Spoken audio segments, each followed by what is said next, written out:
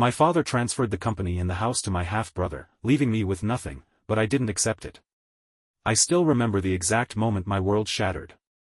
The air smelled of expensive cigars and aged whiskey, the sound of glasses clinking and hushed laughter filling the grand hall of the estate I had worked tirelessly to maintain. It was supposed to be a celebration, my father's 60th birthday. A milestone. A legacy. Instead, it was the night I learned that legacy had never included me. To my son, Adam, the backbone of our family's success, my father, Henry Blackwood, declared, raising his glass. Without you, none of this would have been possible. The applause was deafening. My heart clenched. My breath stilled. I am his son. But he wasn't talking about me. Adam, my half-brother, stood at my father's side, basking in the praise I had spent years earning. He grinned, nodding like he had actually done something. Like he hadn't spent his entire life squandering opportunities while I cleaned up his mess. I clenched my jaw, the champagne glass in my hand trembling slightly. Maybe it was a mistake. Maybe I misheard. Then my father continued, "It is with great pride that I officially announce Adam as my successor." A weight dropped in my stomach. The applause erupted again, and this time, it felt like a funeral march. My funeral. I felt my mother's hand on my arm, but I barely registered it. She wasn't shocked. Of course, she wasn't. She had always been the outsider in this family, tolerated but never truly accepted. "No," I muttered under my breath. I set down my glass, ignoring the questioning glances from the guests. My father had promised me. I had spent the last 10 years of my life growing our real estate empire, making the right deals, pulling us out of near bankruptcy more than once. I was the one who stayed up late, who made sacrifices, who turned this from an old money family into a powerhouse. And he gave it to Adam? I stormed out of the ballroom, the noise suffocating me. The walls of Blackwood Manor, once a testament to my efforts, now felt like a cage. I made my way to my father's study, slamming the door behind me. Minutes later, the door opened again. "Don't act like a child, Daniel," my father's voice carried the same dismissive tone it always had when I questioned him. A child? I turned to face him. I built this company. I kept this family afloat. You said, my voice wavered with barely contained rage. You said it would be mine. My father sighed, pouring himself a glass of whiskey, as if this conversation was just another formality. Adam is family, Daniel. The rightful heir. So what am I? I shot back. Your backup plan? Your shadow? His silence was all the answer I needed. The rage turned cold. You made a mistake, father. A big one. His eyes flickered with amusement. You'll get over it. You always do. But this time, I wouldn't. I didn't sleep that night. Instead, I lay awake in my room, staring at the ceiling, playing my father's words over and over in my mind. Adam is family. The rightful heir. I should have seen it coming. My father had always favored Adam, had always turned a blind eye to his failures, his irresponsibility, his arrogance. But to take everything I had built and hand it to him? That was a betrayal I couldn't accept. I wasn't going to get over this. I was going to make him regret it. By morning, my rage had hardened into something sharper, determination. If my father wanted to cut me out, fine. But I wouldn't go quietly. I had spent a decade making that company a success, and I knew every deal, every flaw, every weak point in our empire. Adam wasn't prepared for what was coming. But first, I needed allies. I grabbed my phone and dialed the first number on my list. Daniel? The voice on the other end was groggy. Do you have any idea what time it is? Elliot, I said, ignoring his irritation. How quickly can you move $10 million into an offshore account? There was a pause. You're serious? Completely. Elliot, my personal attorney and the only person I trusted in the corporate world, sighed. A week, maybe less. What's going on? My father made a mistake, I said flatly. And I'm going to make sure he realizes it. I spent the next few days in complete silence, acting as if I had accepted my father's decision. I even congratulated Adam in front of the board, forcing a smile as I shook his hand. He ate it up, thinking I had surrendered. He was a fool. While Adam paraded around in his new office, I was quietly dismantling his foundation. I had spent years cultivating relationships with our top investors, securing their trust, making sure they came to me when they had concerns. Now, I called in every favor. One by one, our biggest clients pulled their accounts. Not all at once, that would be too obvious. But slowly, carefully, they began to withdraw their investments, citing instability in leadership. Adam, clueless and arrogant, had no idea how to stop the bleeding. I watched with satisfaction as my father's company, my company, began to crumble. Then, I made my next move. Late one evening, I sat across from Margot Langley, a ruthless real estate mogul and one of my father's greatest competitors. "You want me to help you take down your own family's empire?" she asked, arching an eyebrow as she sipped her wine. I leaned back in my chair. "I want you to buy it," I corrected. "Piece by piece, until there's nothing left." She studied me for a long moment. Then she smiled. "I like the way you think." It was in motion now. The cracks had begun to show, and soon, Blackwood Enterprises would be beyond saving. And when that moment came, I would be there, waiting. Adam had never been competent, but watching him flounder in real time was more satisfying than I expected. Within weeks, the company was unraveling. Investors were fleeing, deals were slipping through his fingers, and longtime clients were suddenly reassessing their options. I made sure none of them wanted to stay. The board of directors, once a room full of men who had nodded along to my father's every word, was now filled with whispers of concern.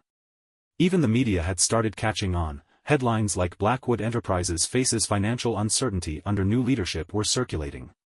And the best part? My father refused to see it for what it was. "This is just a rough patch," he told reporters outside the company headquarters. "Adam is more than capable of leading us forward." But behind closed doors, I knew he was panicking. "You need to fix this," I overheard him snap at Adam in his office one night.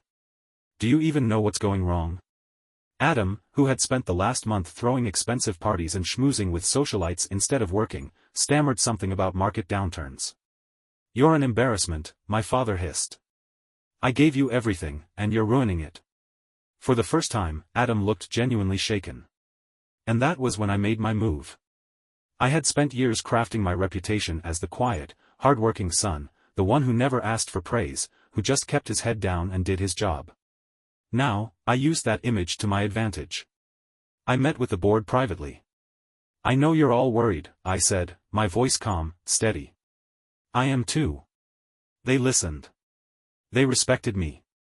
They had seen how much I had built, and how much Adam was destroying. "I would never go against my father," I continued, carefully planting the seed. "But if the company is truly at risk, we need to consider alternative solutions.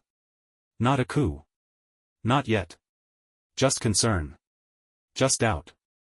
By the time I left that meeting, I knew I had them. Then, I took it one step further.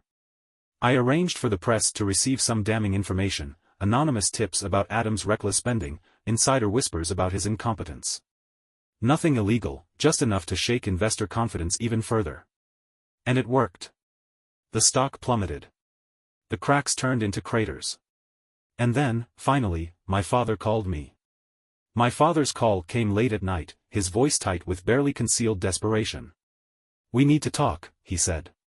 I let a beat of silence pass before responding. "Of course, father. I've been waiting for this." An hour later, I arrived at Blackwood Manor. The house, once a beacon of our family's wealth and power, now felt like a crumbling fortress. The lights in the study were dim, casting long shadows across the mahogany walls. My father sat in his usual leather chair, but there was something different about him now. The confidence, the arrogance, it was gone. Adam was there too, slumped on the couch with a whiskey glass dangling from his fingers. His shirt was wrinkled, his tie undone, and his face pale. He had lost weight in the past few weeks, his usual smug demeanor now replaced with something I had never seen before. Fear. "Daniel," my father said, standing as I entered the room. He gestured for me to sit. I took my time, walking to the bar in the corner and pouring myself a drink. I could feel his eyes watching me, full of expectation. Finally, I turned to face him, swirling the amber liquid in my glass. "You've made quite the mess," I said. My father's jaw tightened, but he nodded. "Yes. And I need you to fix it. I let the silence stretch. I wanted him to feel it, the weight of his mistake. The years of dismissal, of underestimation. The moment he had thrown away his most valuable asset, me. What about Adam? I asked, tilting my head toward my half-brother. My father sighed. He's not fit to lead. The words were bitter, I could tell. I made a mistake. A slow smile spread across my face. There it was. The admission. The surrender. I turned to Adam, who refused to meet my gaze. And what do you think, little brother? Ready to step down? He scoffed, though it was weak. Like hell. I still have. You have nothing, I interrupted, my voice sharp. The investors have lost faith. The board is considering a vote of no confidence. The company is bleeding out. I stepped closer, lowering my voice. You weren't ready for this, Adam. You never were. He swallowed hard, gripping his glass as though it were the only thing keeping him grounded. I reached into my briefcase and pulled out a thick document. This is your resignation. Sign it. He stared at it like it was poison. You can't make me. I took another step forward, placing the paper directly in front of him. If you don't sign this, by the end of the week, Blackwood Enterprises will be bankrupt. The media will tear you apart. The last thing you'll have left is your name, and even that won't be worth anything. My father watched the exchange silently. He didn't step in to defend Adam. He knew it was over. Adam's hand shook as he picked up the pen. For a moment, I thought he might fight back, that he might throw some last-minute tantrum. But instead, he exhaled sharply and scribbled his name at the bottom. I picked up the papers and nodded. Good choice. Then I turned back to my father. Now, let's talk about you. His eyes darkened. What do you mean? You built this company, I said, taking a seat across from him. And for years, you led it with an iron grip. But times have changed. You're no longer the man you used to be. The board sees it. The investors see it. Hell, even you see it. He stiffened. You're done, father. I leaned forward, clasping my hands together. You can go out with what's left of your dignity. Retire peacefully. Live out the rest of your years in one of your many estates. His nostrils flared. You want me out? I smirked. I don't want you out. The board does. The company does. I'm simply making this easier for you. The silence that followed was heavy. My father was a proud man, but he wasn't a fool. He knew he had no fight left. After what felt like an eternity, he exhaled sharply and stood up. Fine. He adjusted his cufflinks, a flicker of his old self appearing for just a moment. But I hope you understand, Daniel, this victory of yours comes at a cost. I stood as well, meeting his gaze. I've already paid it. With that, he walked out of the room, shoulders stiff, leaving behind a lifetime of power. I turned back to Adam, who was still staring at his resignation papers. Pack your things, I told him. You won't be needing this office anymore. He muttered something under his breath, but he didn't fight it. By the time I left Blackwood Manor that night, the empire had officially changed hands. The next morning, I walked into Blackwood Enterprises as its new CEO. The office, which had once belonged to my father, now belonged to me. I ran my fingers over the desk, the leather chair, the thick glass windows overlooking the city skyline. This was mine now. The board met later that afternoon. They were already eager for a fresh start, for stability. I assured them that under my leadership, we would rebuild stronger than ever. Investors returned. Stocks stabilized.